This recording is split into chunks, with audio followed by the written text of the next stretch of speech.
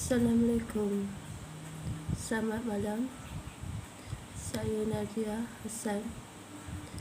Welcome to Nadia Channel. Dah lama rasa kita tak ke udara. Okey. Tiba-tiba saya ada sedikit mau bercerita. Okey, ini cerita baru. Pengalaman saya yang terkini melibatkan perumahan kosong yang lama, yang kediamannya arwah tu dah meninggal lah. Benda ni berlaku di Kopek. Jadi gangguan tu yang menyebabkan saya dipanggil kerana mengganggu jiran dia yang bernama, kita bagi nama samaran Similah. Keluarga Similah ni diganggu dengan kehadiran makhluk yang tak sepatutnya. Makhluk yang tak sepatutnya. Orang kata daripada berbungkus pun ada, ataupun gangguan yang main-main lampu dalam rumah dia pun ada. Jarak antara rumah Similah dengan rumah yang kosong tu dekat je, sebelah-sebelah. Buka pintu tu nampaklah bucu dapur dia kan. Lepas tu yang paling teruk sebab mak Similah ni kena penyakit telinga yang kronik. Yang tu yang saya tolong usahakan. Sampai pergi ke pakar pun, pakar tak dapat tahu apa punca dia dalam telinga tu masalah. Jadi dia kata telinga tu, dalam tu ada macam bunyi tu yang buatkan telinga dia sakit. Kalau tak ada bunyi tu, telinga dia tak sakit. Jadi saya kata bunyi tu macam petanda-petanda yang benda tu nak bertuan. Sebabnya si mati tu, arwah yang kata rumah yang kosong tu, anak-beranak semua tak ada balik kat situ dah. Kira jadi rumah kosong, rumah terbiar. Jadi sebelah rumah dia tu adalah rumah adik dia, adik yang rumah kosong ni. Jadi agak rapat juga. Walaupun ada cerita sedikit sebanyak, tapi keluarga macam keluarga yang rumah kosong ni pun ada rasa benda yang sama. Walaupun rasa seram yang sama, walaupun ialah adik-beradik kan, tetap orang kata apa, fikir yang baik. Jadi saya pun cakap gini lah. Saya kata kita ubatkan telinga tu. Lepas tu nanti minta cerita balik dekat adik-beradik yang kata rumah yang ada sebelah sana tu. Kalau boleh jangan ganggulah, bela balik rumah ni. Sebab rumah ni perlukan jagaan lah. Jangan dibiarkan begitu. Ibaratnya macam tak bertanggungjawab. Jadi setelah rawat tu, alhamdulillah lah, walaupun ada lagi bunyi, tapi tak ada sekuat yang hari tu lah. Itu cerita dia lah, Masjid Similah tu. Jadi telinga dia dah okey, tak ada masalah. Rumah tu memang kekal gitulah kosong. Tapi dah diberitahu akan kejadian yang pelik-pelik tu. Ni minta looking forward lah. Itu je ceritanya sehingga sekarang. Kes ni baru berlaku dalam tahun ni, dalam bulan 5 ke bulan 6 macam tu. Bulan 7 ada kisah kedua. Sekumpulan pelajar yang datang dari merata negeri menetap di satu perumahan flat di Meru. Okey, saya pun tak tahu mereka dapat kontak ataupun mereka mendapat dapat tahu ada kekosongan di rumah tu melalui siapa, tapi rasanya pada website lah, website rumah kosong. Jadi yang dapatkan rumah tu adalah budak Negeri Sembilan, budak Rembau. Kisahnya, selepas masuk rumah tu, mereka boleh dikatakan ditimpa macam-macam musibah, kesihatan yang tak baik. Jadi hampir dia masuk dalam bulan ni kat sebulan lebih lah mereka duduk situ, nak masuk ke 2 bulan. Yang paling teruk baru-baru ni, dalam 2 minggu sudah, salah seorang yang duduk di situ, mereka ada 7 orang. Salah seorang mereka yang duduk di situ terlibat dalam kecelakaan futsal. Tak tahu macam mana, tapi budak tu tak boleh jalan, kena berpapah. Yang seorang lagi aksiden motor. Itu sakit dia boleh lagi botol ansur lah, maksudnya boleh lagi dia berjalan. Yang seorang lagi pun aksiden motor, tapi kelukaan dia tak ada, sakit tak boleh berjalan tu kaki yang sama, kaki sebelah kanan. Jadi bila dah gitu,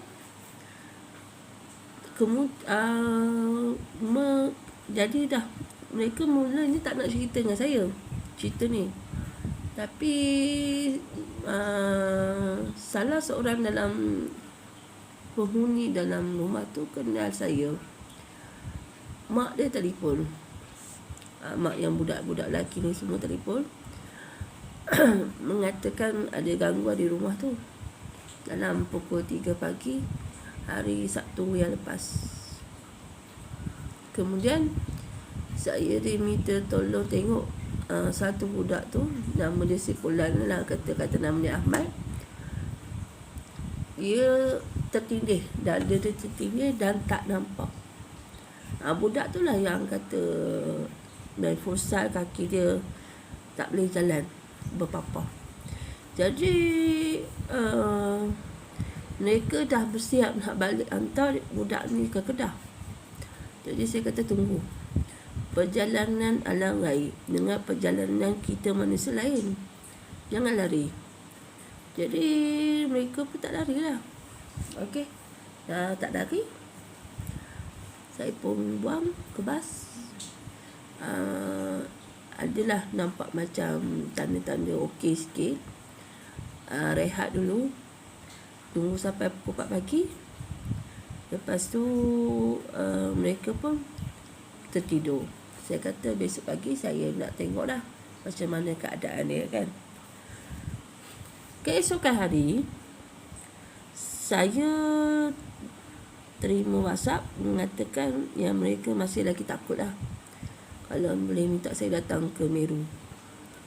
Saya kebetulan dekat sini lah, kat Maju ni. Jadi saya pun datanglah ke Meru. Saya tak datang lagi ke Meru.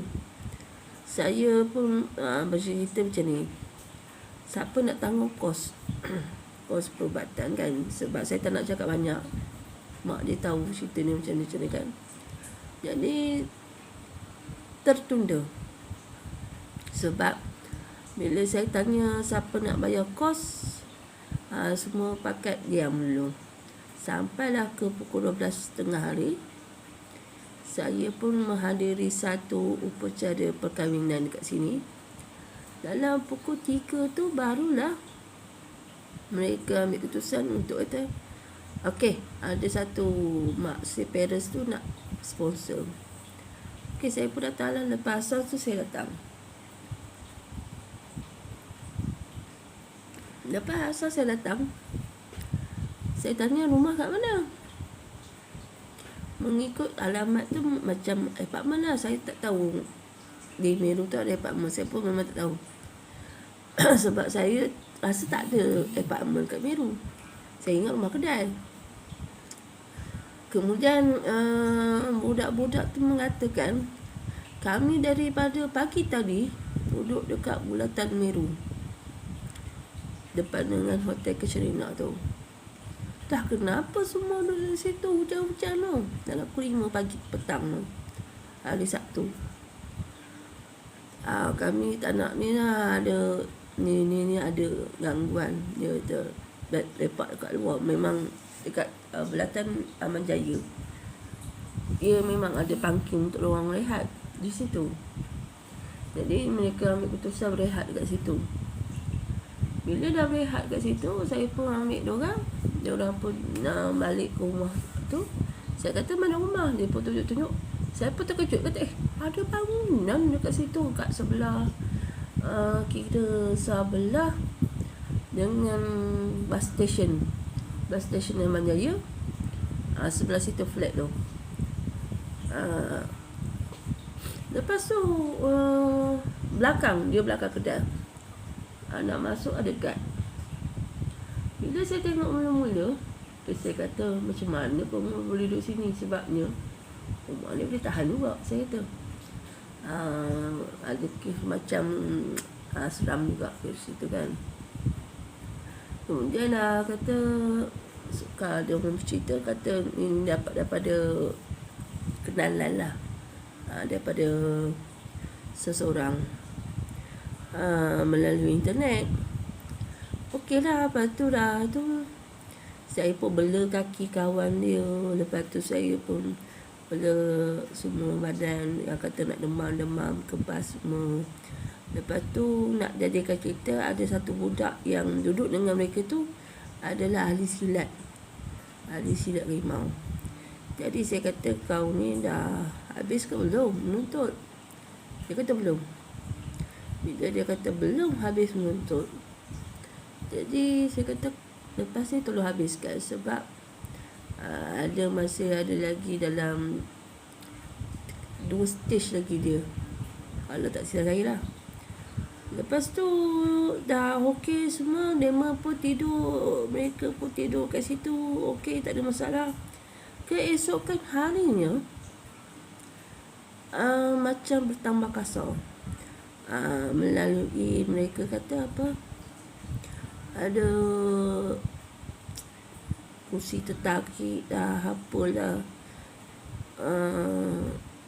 kasut terbang hilang ke macam mana. Lepas tu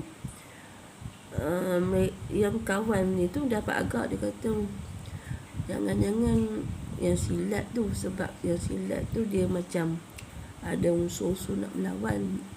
Lepas tu saya kata, saya malas nak cakap. Saya kata mungkin lah, ataupun dia nak tunjuk pandai, dia boleh kontrol benda tu, tengok benda tu dah mengamuk. Lepas tu saya kata, untuk kebaikan keluar pada rumah tu. Lepas tu carilah rumah lain. Alhamdulillah mereka pun semua dah keluar. Tapi kaki-kaki semua tu alhamdulillah dah baik. Selepas saya ubat semua, sebab izin Allah tu dia orang baik. Lepas tu rumah masih lagi ada tanya-tanya apa benda tu kan. Waktu saya sampai tu memang ada satu kelibat dah. Kelibat perempuan, wanita, rambut dia panjang. Dia tak panjang mana, rambut dia pada bahu, baju putih. Rasa-rasanya yang pernah bunuh diri lah.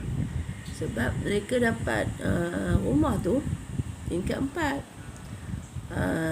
Tingkat 4 faham je lah kan, tingkat 4 kan.